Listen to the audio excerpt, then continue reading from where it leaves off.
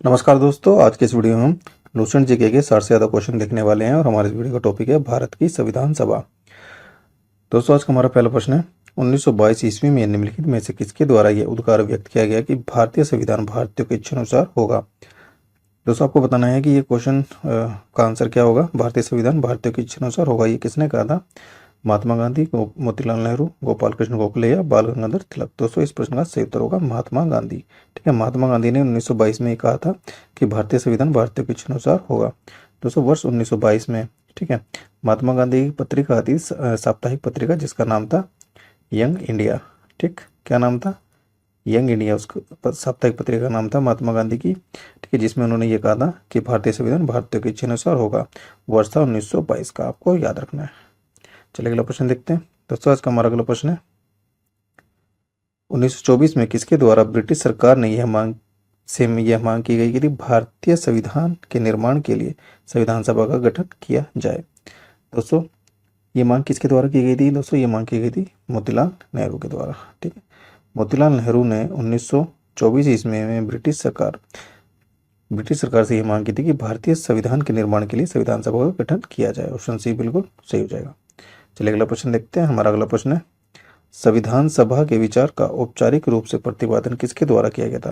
दोस्तों, संविधान सभा के विचार का औपचारिक रूप से प्रतिपादन किया गया था एम.एन. रॉय के द्वारा। ठीक है, एम.एन. रॉय के द्वारा संविधान सभा के विचार का औपचारिक रूप से प्रतिपादन किया गया था। ऑप्शन सी बिल्कुल सही हो जाएगा। चलिए अगला प्रश्न देखते हैं। हमारा अगला प्रश्न है, संविधान सभा को किसने मूर्त रूप प्रदान किया? दोस्तों, संविधान सभा को मूर्त रूप जो प्रदान किया था वो किया था जवाहरलाल नेहरू ने। ठीक है, किसने किया था? जवाहरलाल नेहरू ने संविधान सभा को मूर्त रूप प्रदान किया था। ऑप्शन डी बिल्कुल सही हो जाएगा। चलिए अगला प्रश्न देखते हैं। दोस्तों, हमारा अगला प्रश्न है, कांग्रेस ने किस वर्ष किसी प्रकार के बाह्य हस्तक्षेप के बिना भारतीय जनता द्वारा संविधान के निर्माण की मांग को लेकर प्रस्ताव पारित किया था? दोस्तों, ये प्रस्ताव कांग्रेस ने कब पारित किया था? ठीक है, कि किसी प्रकार के बाह्य हस्तक्षेप के बिना भारतीय जनता द्वारा संविधान के निर्माण की मांग को लेकर यह प्रस्ताव था। दोस्तों, इस प्रश्न का सही उत्तर हो जाएगा वर्ष 1936 में। ठीक है, वर्ष 1936 में कांग्रेस ने यह प्रस्ताव पारित किया था। ऑप्शन सी बिल्कुल सही हो जाएगा। दोस्तों, 1936 में कांग्रेस ने ये प्रस्ताव पारित किया था। ठीक है, लेकिन वो कहाँ हुआ था ये अधिवेशन? ये लखनऊ में हुआ था। ठीक है, कांग्रेस के लखनऊ अधिवेशन में, ठीक है, जिसकी अध्यक्षता किसने की थी? जवाहरलाल नेहरू। ठीक है, जवाहरलाल नेहरू ने इस लखनऊ अधिवेशन की अध्यक्षता की थी, जो कि 1936 में होता है, जिसमें कांग्रेस ने कहा था कि किसी प्रकार के हस्तक्षेप के बिना भारतीय जनता द्वारा संविधान के निर्माण की मांग, ठीक है, उठाई गई थी। इंपॉर्टेंट क्वेश्चन है दोस्तों, आपको याद रखना है। चलिए अगला प्रश्न देखते हैं।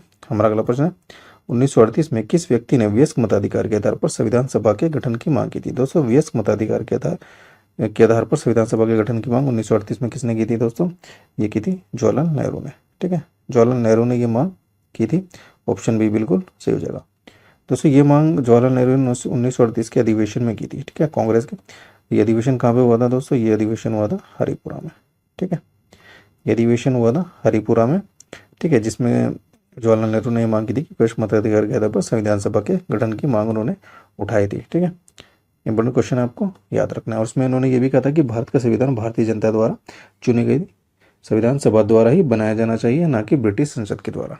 ठीक है दोस्तों, ये आपको याद रखना है। चलिए अगला प्रश्न देखते हैं। देखिए, अगला प्रश्न हमारा, वर्ष 1942 में किस योजना के तहत यह स्वीकार किया गया कि भारत में एक निर्वाचित संविधान सभा का गठन होगा जो युद्धोपरांत संविधान का निर्माण करेगी? दोस्तों, वो कौन सी योजना थी जिसमें ये कहा गया था? वर्ष 1942 में योजना आई थी। दोस्तों, इस योजना का नाम था क्रिप्स योजना। ठीक है, क्रिप्स योजना 1942 की, देखिए 1942 की क्रिप्स योजना में यह स्वीकार किया गया था कि भारत में एक निर्वाचित संविधान सभा का गठन होगा जो युद्धोपरांत संविधान का निर्माण करेगी। ऑप्शन ए बिल्कुल सही हो जाएगा। दोस्तों, इंपॉर्टेंट क्वेश्चन है, आपको याद रखना है। चलिए अगला प्रश्न देखते हैं।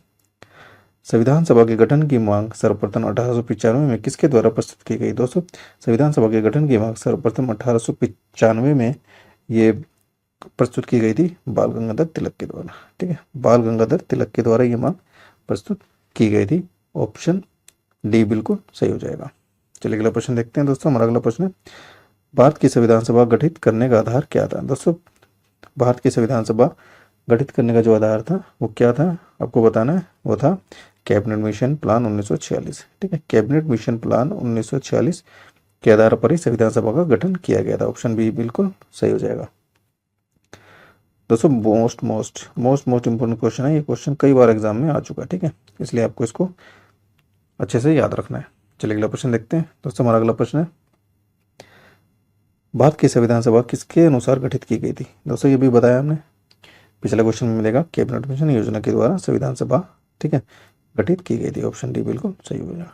चलिए अगला प्रश्न देखते हैं। दोस्तों हमारा अगला प्रश्न है, सन 1936 में भारतीय राष्ट्रीय कांग्रेस द्वारा संविधान सभा के गठन की मांग कहाँ पर हुए अधिवेशन में रखी गई थी? दोस्तों कहाँ पर हुए अधिवेशन में कांग्रेस के द्वारा 1936 में यह मांग रखी गई थी कि संविधान सभा के गठन की मांग, ठीक है, उन्होंने उठाई थी?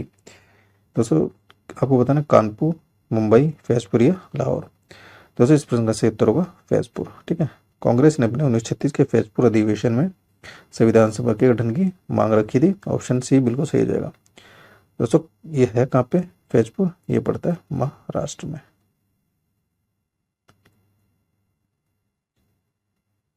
ये पड़ता है महाराष्ट्र में, ठीक है। फैजपुर कहाँ पड़ता है? महाराष्ट्र में पड़ता है, ठीक है, जिसमें संविधान सभा के गठन की मांग की गई थी कांग्रेस के द्वारा। चलिए अगला प्रश्न देखते हैं।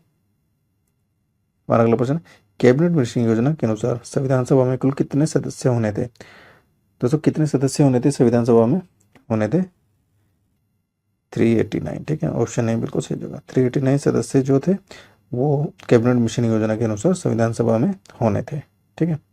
इंपॉर्टेंट क्वेश्चन है दोस्तों ये भी, क्योंकि ये क्वेश्चन भी कई बार पूछा जा चुका है। चलिए अगला प्रश्न देखते हैं दोस्तों। हमारा अगला प्रश्न है, प्रस्तावित मूल संविधान में कुल सदस्यों का विभाजन किस प्रकार होना निश्चित हुआ था? दोस्तों प्रस्तावित मूल संविधान में कुल सदस्यों का जो विभाजन होना निश्चित हुआ, आपको बताना है कि वो ब्रिटिश प्रांतों के 292 प्रतिनिधि आने थे, देसी रियासतों के 93 प्रतिनिधि आने थे, मुख्य कमिश्नरी क्षेत्रों के 4 प्रतिनिधि आने थे, या उपयुक्त सभी। दोस्तों इस प्रश्न का सही उत्तर हो जाएगा उपयुक्त सभी, ठीक है, क्योंकि इस संविधान सभा में 292 तो आने थे, ब्रिटिश प्रांतों के 93 आने थे, देसी रियासतों के 4 प्रतिनिधि आने थे, मुख्य कमिश्नरी क्षेत्रों के। ये दोस्तों आपको याद रखना है। चलिए अगला प्रश्न देखते हैं। दोस्तों हमारा अगला प्रश्न है, संविधान सभा में विभिन्न प्रांतों के लिए 292 सदस्यों का निर्वाचन होना था। इनमें से कांग्रेस के कितने प्रतिनिधि निर्वाचित होकर आए थे? दोस्तों इनमें से जो 292 सदस्यों में कांग्रेस के जो सदस्य निर्वाचित होकर आए थे वो आए थे 208, ठीक है। ऑप्शन बी बिल्कुल सही हो जाएगा। चलिए अगला प्रश्न देखते हैं। देखिए पुनर्गठन के फलस्वरूप वर्ष 1947 में संविधान सभा की सदस्य संख्या कितनी रह गई थी? दोस्तों मतलब जब देश का विभाजन हो गया था उसके बाद, ठीक है, पुनर्गठन हुआ था संविधान सभा का, तो 1947 में, तो उस वक्त कितनी संख्या रह गई थी संविधान सभा के सदस्यों की? वो रह गई थी 299, 299। ऑप्शन भी बिल्कुल सही हो जाएगा। चलिए अगला प्रश्न देखते हैं। संविधान सभा पुनर्गठित में देशी रियासतों के लिए कितने प्रतिनिधि थे? दोस्तों संविधान सभा जब पुनर्गठित हुई थी उसमें कितने थे देशी रियासतों के लिए सदस्य? दोस्तों वो थे 70, ठीक है। ऑप्शन बी बिल्कुल सही हो जाएगा। चलिए अगला प्रश्न देखते हैं। देखिए पुनर्गठित संविधान सभा में विभिन्न प्रांतों के लिए कितने प्रतिनिधि थे? दोस्तों विभिन्न प्रांतों के लिए 229, ठीक है, 229 सदस्य थे। ऑप्शन बी बिल्कुल सही हो जाएगा। चलिए अगला प्रश्न देखते हैं। दोस्तों हमारा अगला प्रश्न है, कैबिनेट मिशन योजना के अंतर्गत संविधान निर्मात्री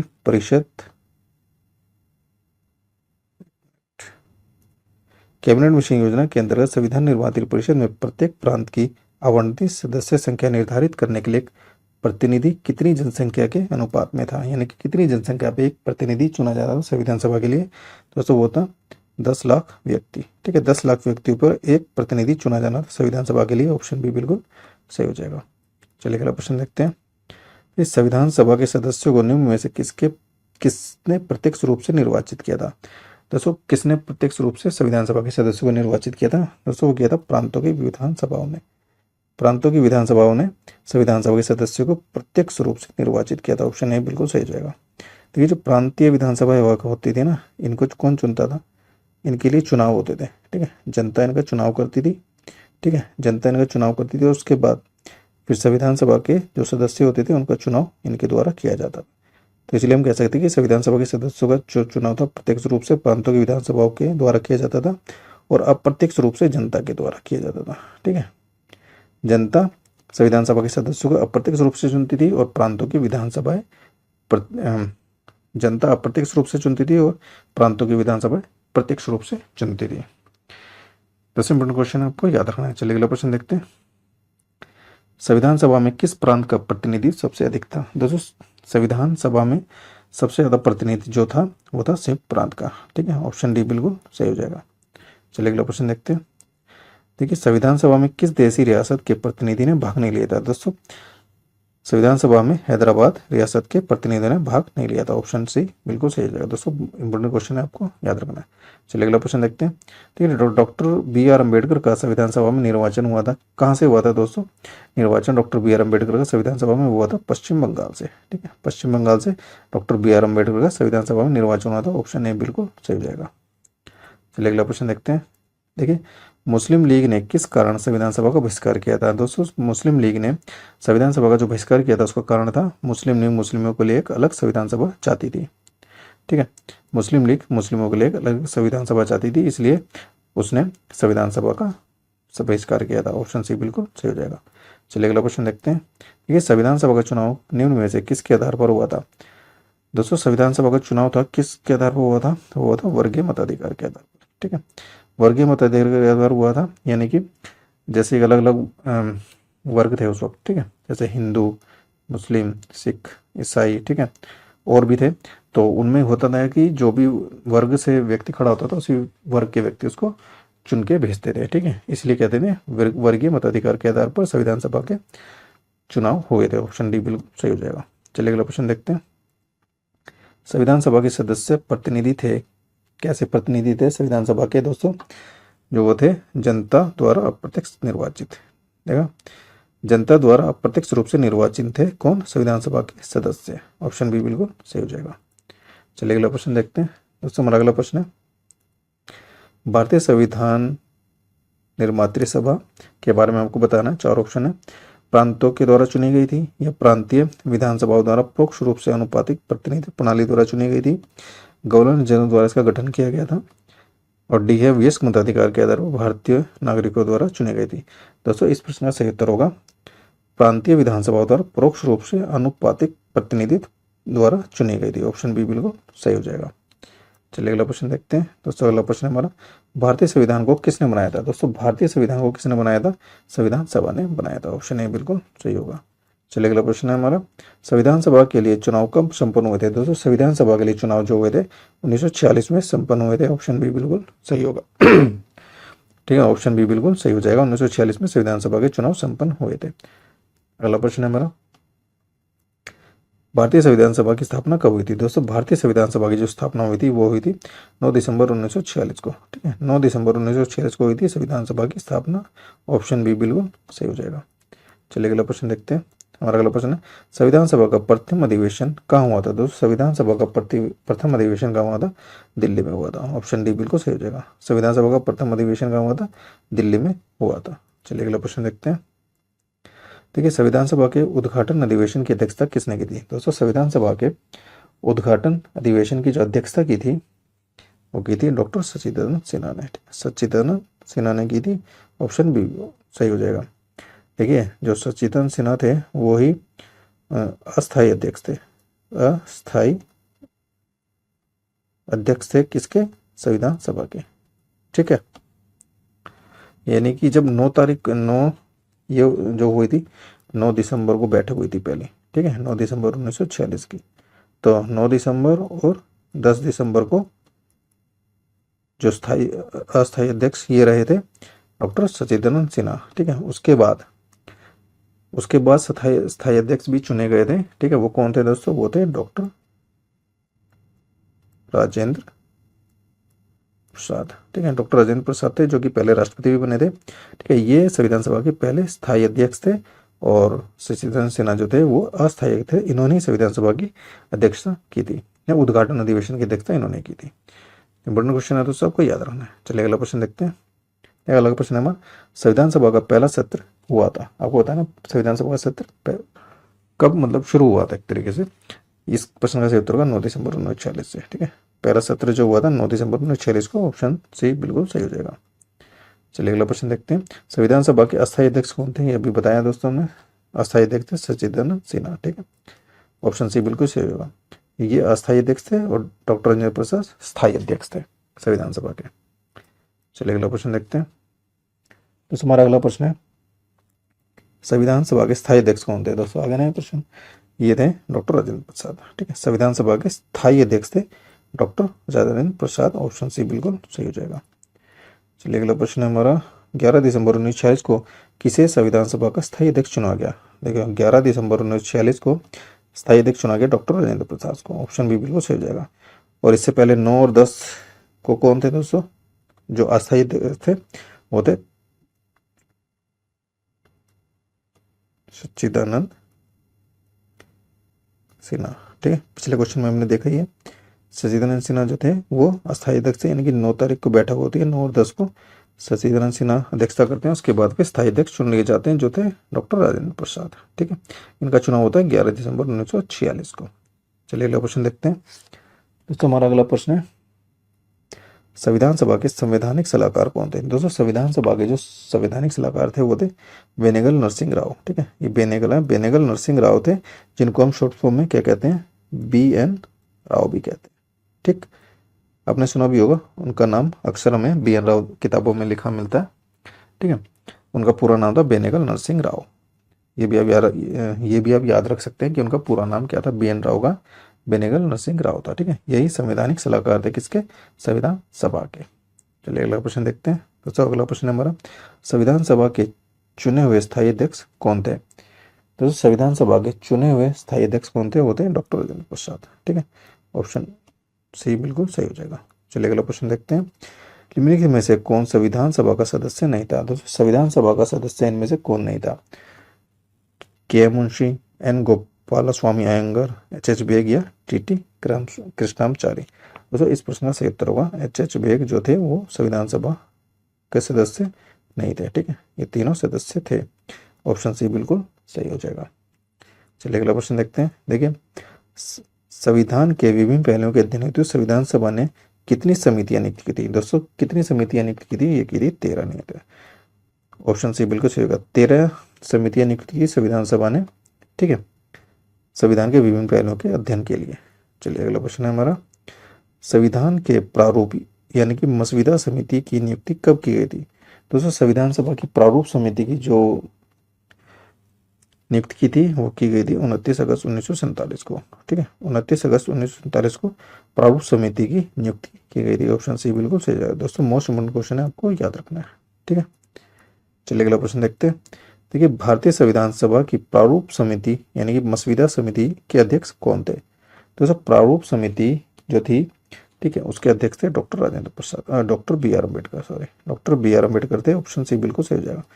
दोस्तों प्रारूप समिति जो थी यही 13 समितियों में सबसे महत्वपूर्ण समिति, जिसके ऊपर संविधान का प्रारूप और संविधान को लिखने की पूरी जिम्मेदारी थी, जिसमें डॉक्टर BR अम्बेडकर को अध्यक्ष बनाया गया था। ठीक है, इनके साथ 6 सदस्य और भी थे। ठीक है, समिति के 6 सदस्य होते, टोटल कितने थे?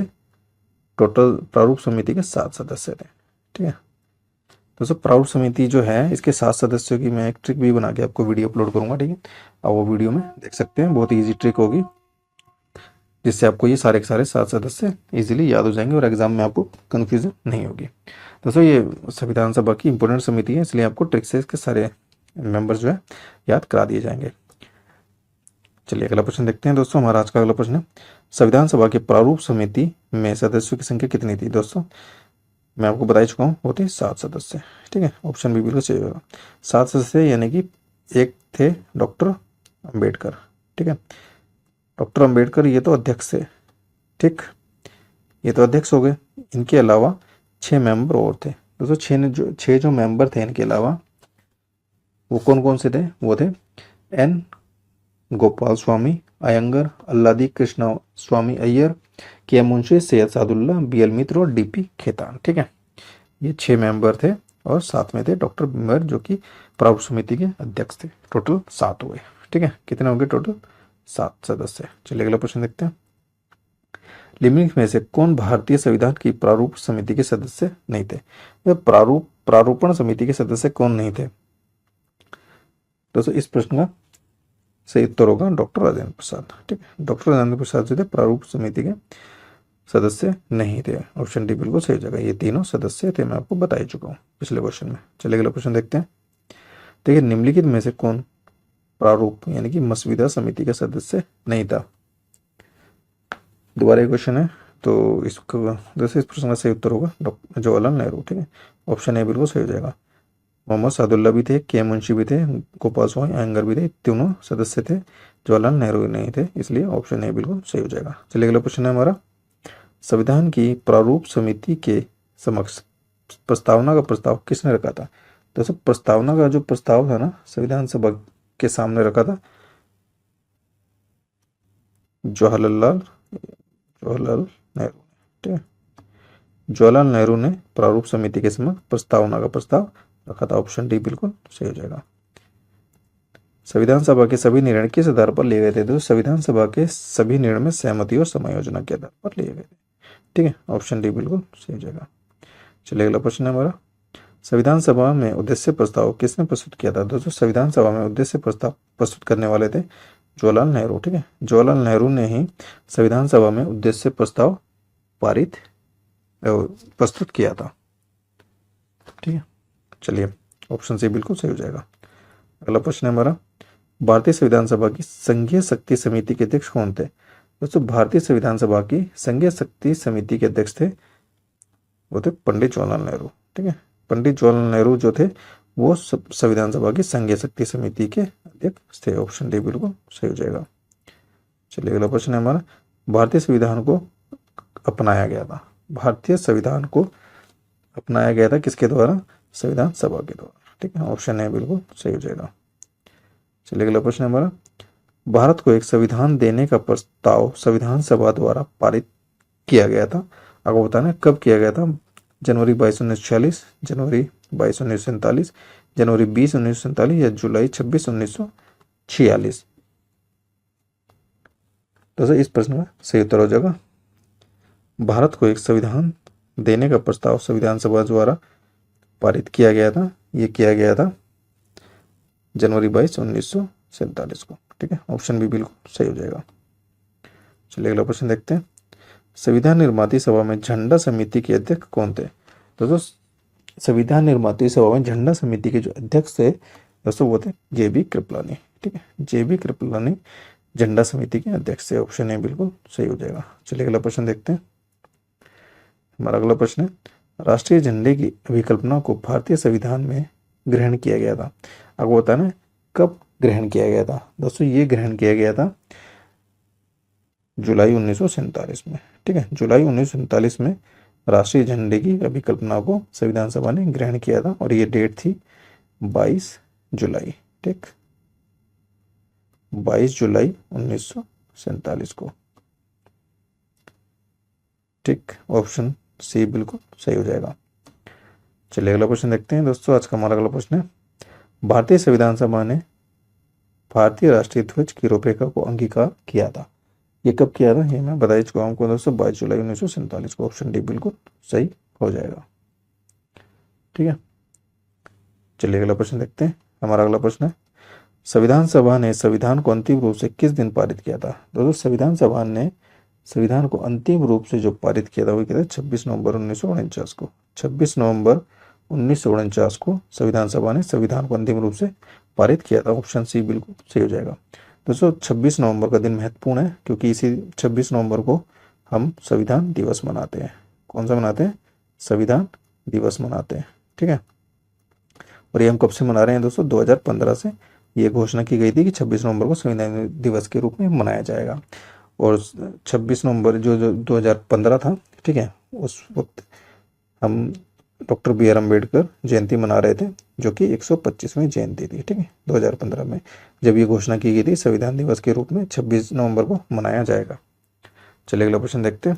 देखिए, संविधान सभा अंतिम रूप से किस दिन आखिरी बार मिली थी। संविधान सभा अंतिम रूप से जो मिली थी 24 जनवरी 1950 को। ठीक है, अंतिम रूप से यानी अंतिम बैठक 24 जनवरी 1950 को हुई थी किसकी, संविधान सभा की। ऑप्शन सी बिल्कुल सही हो जाएगा। चलिए अगला प्रश्न देखते हैं, संविधान सभा के कितने उपस्थित सदस्यों ने संविधान पर हस्ताक्षर किए। दोस्तों, मोस्ट इंपोर्टेंट क्वेश्चन है, आपको ये याद करना चाहिए। ठीक है, अच्छे से इसको याद कर लेना चाहिए। इस प्रश्न का दोस्तों, इस प्रश्न का सही उत्तर होगा संविधान सभा के कितने उपस्थित सदस्यों ने संविधान पर हस्ताक्षर किए थे दोस्तों? वो थे 284, 284। ठीक है, 284 सदस्य थे संविधान सभा के। ठीक है, उपस्थित सदस्य थे जिन्होंने संविधान पर हस्ताक्षर किए थे। ऑप्शन बी बिल्कुल सही हो जाएगा। चलिए अगला प्रश्न देखते हैं। संविधान सभा द्वारा अंतिम रूप से पारित संविधान में कुल कितने अनुच्छेद और अनुसूचियां थी? दोस्तों कितने अनुच्छेद और अनुसूचियां थी दोस्तों? वो थे 295 अनुच्छेद और 8 अनुसूचियां। ठीक है, 295 अनुच्छेद और 8 अनुसूचियां थी। ऑप्शन सी बिल्कुल सही हो जाएगा। और आज कितने दोस्तों टोटल बस संशोधन हो गए, उनके सब क्लॉज बना दिए गए हैं। ठीक है, संशोधन करके 470 प्लस हो चुके हैं और 12 अनुसूचियां हमारी। ठीक है, अनुच्छेद 470 प्लस हो चुके हैं और हमारी 12 अनुसूचियां हैं, ये आपको याद रखना है। चलिए अगला प्रश्न देखते हैं। संपूर्ण भारतीय संविधान के निर्माण में संविधान सभा को कितना समय लगा? दोस्तों संविधान निर्माण में संविधान सभा को जो समय लगा था वो लगा था 2 वर्ष 11 माह और 18 दिन। ठीक है, 2 वर्ष 11 माह और 18 दिन। ऑप्शन बी बिल्कुल सही हो जाएगा। दूसरा इंपॉर्टेंट क्वेश्चन है, आपको याद रखना। चलिए अगला प्रश्न देखते हैं। देखिए, किस दिन से संविधान सभा का अंतरकालीन संसद के रूप में आविर्भाव हो गया था? दोस्तों इस प्रश्न का सही उत्तर होगा 26 जनवरी 1950 को। ठीक है, 26 जनवरी 1950 को संविधान सभा का अंतरकालीन संसद के रूप में आविर्भाव हो गया था। ऑप्शन सी बिल्कुल सही हो जाएगा। चलिए अगला प्रश्न देखते हैं। जिस संविधान सभा द्वारा भारत के संविधान का अधिनियमन किया गया उसके सदस्य कौन थे? दोस्तों इस प्रश्न का सही उत्तर होगा विभिन्न प्रांतों की विधानसभाओं द्वारा नामित। ठीक है, विभिन्न प्रांतों की विधानसभाओं द्वारा नामित सदस्यों के द्वारा ही संविधान संविधान सभा का गठन किया गया था। ठीक है, ऑप्शन सी बिल्कुल सही हो जाएगा। भारत के लिए संविधान सभा की रचना हेतु संविधान सभा का जो विचार था निम्नलिखित में से सर्वप्रथम किसने प्रस्तुत किया था? दोस्तों सर्वप्रथम प्रस्तुत किया था स्वराज पार्टी ने किया था, वो भी 1924 में। ठीक है, ऑप्शन ए बिल्कुल सही हो जाएगा। संविधान सभा का विचार सर्वप्रथम जो प्रस्तुत किया था स्वराज पार्टी ने किया था वर्ष 1924 में, ये आपको याद रखना है। चलिए अगला प्रश्न देखते हैं। दोस्तों हमारा अगला प्रश्न है, निम्नलिखित कथनों में से कौन सा एक सही है आपको बताना है। ए ऑप्शन है वर्ष 1946 में प्रांतीय सभाओं द्वारा भारत की संविधान सभा चुनी गई थी। ऑप्शन बी है जवाहरलाल नेहरू, एम.ए. जिन्ना और सरदार वल्लभ भाई पटेल भारत की संविधान सभा के सदस्य थे। सी है आपका भारत की संविधान सभा का प्रथम अधिवेशन जनवरी 1947 में हुआ। डी भारत का संविधान 26 जनवरी 1950 को अंगीकृत किया गया। ठीक है, आपको इनमें से एक सही बताना है। दोस्तों इस प्रश्न का सही उत्तर होगा वर्ष 1946 में प्रांतीय सभाओं द्वारा भारत की संविधान सभा चुनी गई थी। ठीक है, ऑप्शन ए बिल्कुल सही जाएगा। दोस्तों IAS 2004 में ये क्वेश्चन आ चुका है, इंपोर्टेंट क्वेश्चन आपको याद रखना है। चलिए अगला प्रश्न देखते हैं। देखिए, भारतीय संविधान सभा के प्रथम दिन के अधिवेशन की अध्यक्षता इन्होंने की थी। प्रथम दिन के अधिवेशन की जो अध्यक्षता की थी दोस्तों किन्होंने की थी? वो की थी डॉक्टर सच्चिदानंद सिन्हा ने। ठीक है, डॉक्टर सच्चिदानंद सिन्हा ने ही संविधान सभा के प्रथम दिन के अधिवेशन की थी। ऑप्शन डी बिल्कुल सही होगा। आपको बता चुका हूँ ये पहले अस्थायी अध्यक्ष थे। ठीक है, पहले अस्थायी अध्यक्ष कौन थे? सच्चिदानंद सिन्हा। और डॉक्टर राजेंद्र प्रसाद से ये पहले स्थायी अध्यक्ष थे संविधान सभा के। ये दोनों आपको याद रखना है। चलिए अगला प्रश्न देखते हैं। हमारा अगला प्रश्न है, भारत के संविधान का निर्माता किसे माना जाता है? दोस्तों भारत के संविधान का निर्माता किसे माना जाता है? इस प्रश्न का सही उत्तर है doctor B.R. Ambedkar. Doctor B.R. Ambedkar को ठीक है भारत के संविधान का निर्माता माना जाता है। ऑप्शन बी बिल्कुल सही जाएगा, क्योंकि प्रारूप समिति जो थी, ठीक है, प्रारूप समिति ने ही संविधान का निर्माण किया था। सबसे मुख्य समिति थी। ठीक है, टोटल समितियां थी 13। ठीक है, जिसमें से प्रारूप समिति सबसे मुख्य थी, जिसके अध्यक्ष थे डॉक्टर B.R. अम्बेडकर। ठीक है, इसीलिए इनको संविधान का निर्माता कहा जाता है। चलिए अगला प्रश्न देखते हैं। संविधान पांडुलिखन समिति का निम्नलिखित में कौन सदस्य नहीं था? तो इस प्रश्न का सही उत्तर होगा जवाहरलाल नेहरू। ठीक है, ये तीनों जो थे ये संविधान की पांडुलिखन यानी प्रारूप समिति के सदस्य थे, लेकिन जवाहरलाल नेहरू उसके सदस्य नहीं थे। चलिए अगला प्रश्न देखते हैं। भारत का संविधान लागू हुआ था। तो भारत का संविधान कब लागू हुआ? ये हुआ था 26 जनवरी 1950 को। ठीक है, भारत का संविधान लागू हुआ 26 जनवरी 1950 को। ऑप्शन ए बिल्कुल सही हो जाएगा। और इसके अलावा 26 नवंबर 1949 क्या हुआ था? संविधान को पारित किया गया था। ठीक है, संविधान को पारित कर दिया गया था 26 नवंबर 1950 को, लेकिन लागू हुआ था 26 जनवरी 1950 को। चलिए अगला प्रश्न देखते हैं। ठीक है। संविधान को 26 जनवरी के दिन लागू करने का निर्णय इसलिए लिया गया, क्यों क्यों लिया गया था दोस्तों? ये जो निर्णय था ना 26 जनवरी को ही, 26 जनवरी का दिन चुनने का कारण क्या था? वो ये था कि कांग्रेस ने इस तिथि को 1930 में स्वतंत्रता दिवस के रूप में मनाया था। ठीक है, कांग्रेस ने इस तिथि को 1930 में स्वतंत्रता दिवस के रूप में मनाया था। ऑप्शन ए बिल्कुल सही हो जाएगा। ठीक है, ये आपको याद रखना है। चलिए अगला प्रश्न देखते हैं दोस्तों। हमारा अगला प्रश्न है, भारतीय संविधान सभा में महिला सदस्य की संख्या कितनी थी? दोस्तों महिला सदस्य कितनी थी संविधान सभा में? होती 15। ठीक है, ऑप्शन डी बिल्कुल सही हो जाएगा। महिला सदस्य टोटल थी 15 हमारे संविधान सभा में। तो दोस्तों ये आज के हमारे क्वेश्चन थे। ठीक है, हमने टोटल 68 क्वेश्चन देखे। उम्मीद है कि वीडियो पसंद आया होगा। वीडियो पसंद आए वीडियो को लाइक करें और हमारे चैनल एग्जाम बैच को सब्सक्राइब करना ना भूलें और बेल आइकन को बटन दबाएं ताकि आपको लेटेस्ट वीडियो की जानकारी भी सबसे पहले मिल सके। तो चलिए दोस्तों, एक नए वीडियो में नए टॉपिक के साथ फिर आपके सामने हाजिर होंगे। तब तक के लिए जय हिंद, जय भारत।